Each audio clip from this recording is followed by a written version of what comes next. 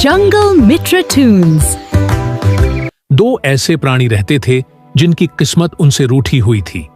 एक थी माया नाम की लोमड़ी और दूसरा था भोलू नाम का गधा। माया बहुत चालाक थी, उसकी आंखों में हमेशा कोई न कोई योजना पकती रहती थी। वहीं भोलू गधा पूरी तरह से कामचोर और ख्याली पुलाव पकाने वाला था। वह दिन भर घास चबाने के बजाय बरगद के पेड़ के नीचे लेटकर यह सोचता था कि काश वह इस जंगल का राजा होता और सारे जानवर उसकी सेवा करते। एक दोपहर जब सूरज आग उगल रहा था, माया लोमड़ी ने चिढ़ते हुए कहा, अरे भोलू, तू बस यहाँ लेटा लेटा मक्खियाँ मारता रहेगा या कुछ काम भी करेगा? 3 दिन से ढंग का शिकार नहीं मिला है। मेरी हड्डियाँ अब जवाब दे रही हैं। माया, तू इतनी चिंता क्यों करती है?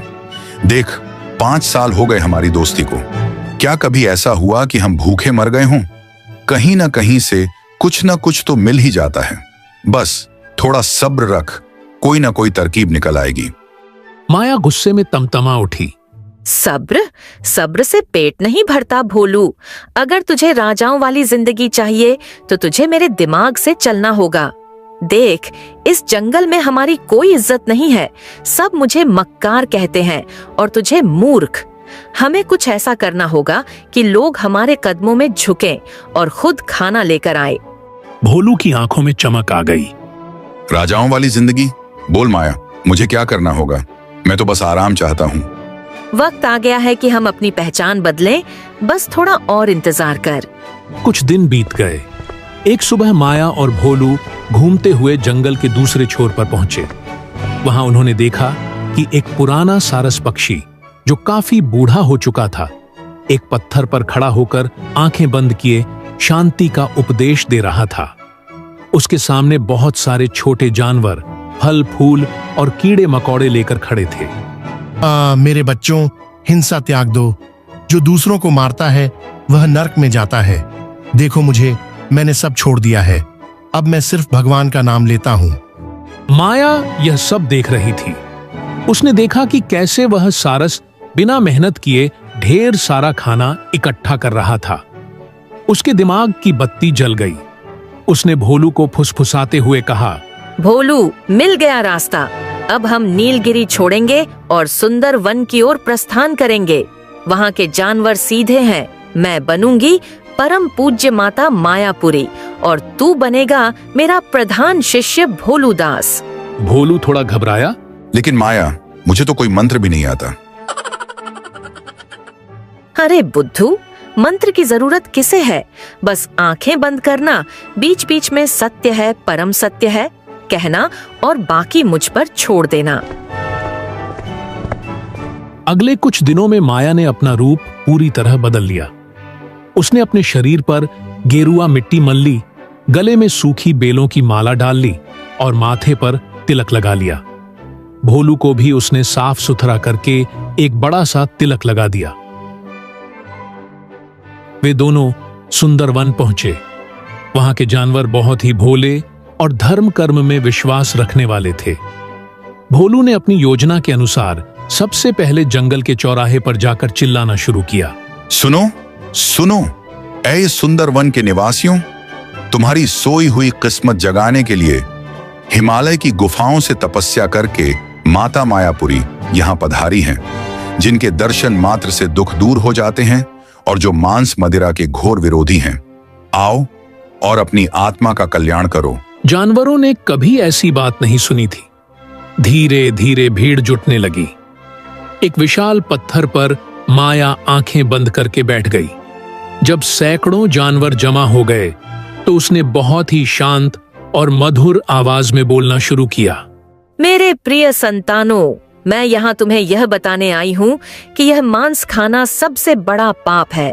जो शेर हिरण को मारता है वह अगले जन्म में खुद घास बन जाता है। क्या तुम चाहते हो कि तुम अगले जन्म में कीड़े मकोड़े बनो? नहीं ना? तो त्याग दो ये हिंसा, प्रेम का मार्ग चुनो। मैं खुद एक समय में मांस खाती थी, लेकिन ज्ञान की प्राप्ति के बाद अब मैं सिर्फ जंगल की जड़ी बूटियां और फल ही ग्रहण करती हूँ। माता, आप महान हैं। हमें भी अपना शिष्य बना लीजिए। अवश्य। लेकिन याद रहे, मेरी साधना बहुत कठिन है।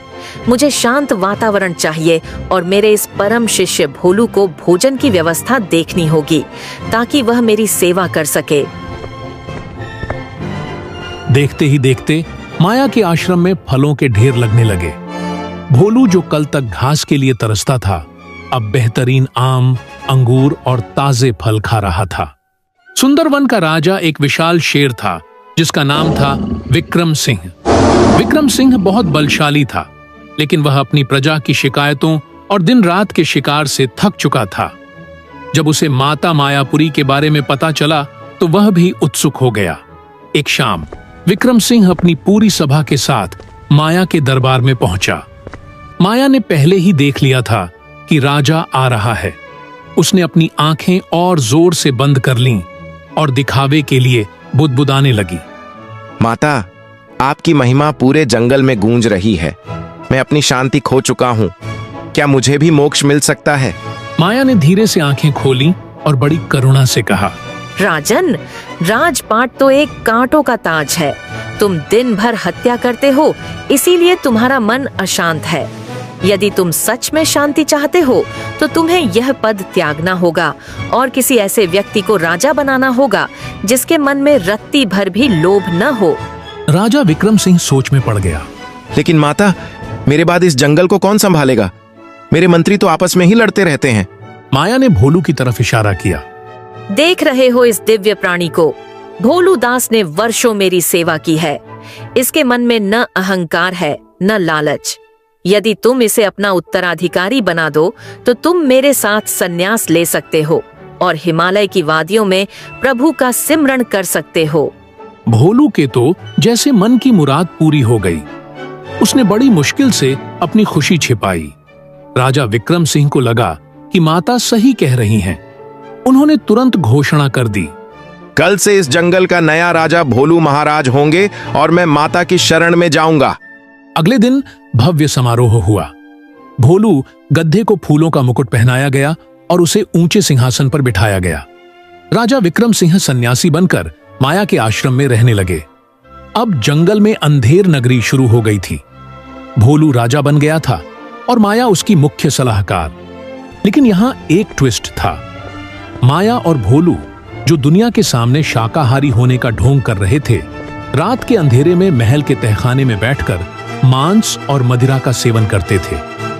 वे राजा के खास सैनिकों से चोरी छिपे छोटे जानवरों का शिकार करवाते थे।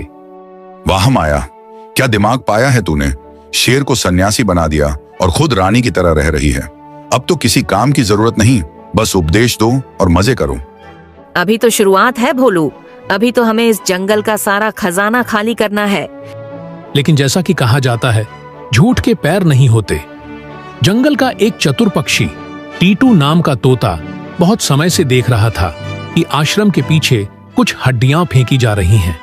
साथ ही जंगल का एक वफादार हिरण धरा गायब हो गया था, जिसके बारे में भोलू राजा ने कहा था कि वह तीर्थ यात्रा पर गया है।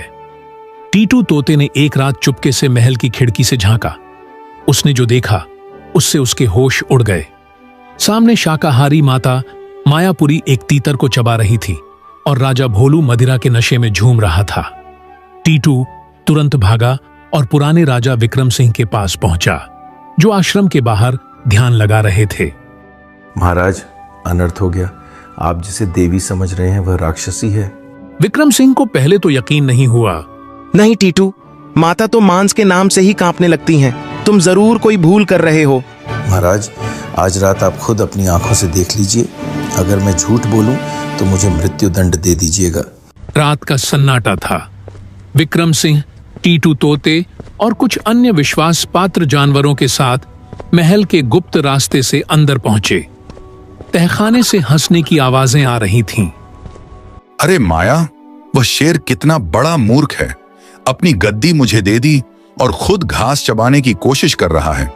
उसे क्या पता कि उसकी नाक के नीचे हम रोज दावत उड़ाते हैं। यही तो दुनिया है भोलू।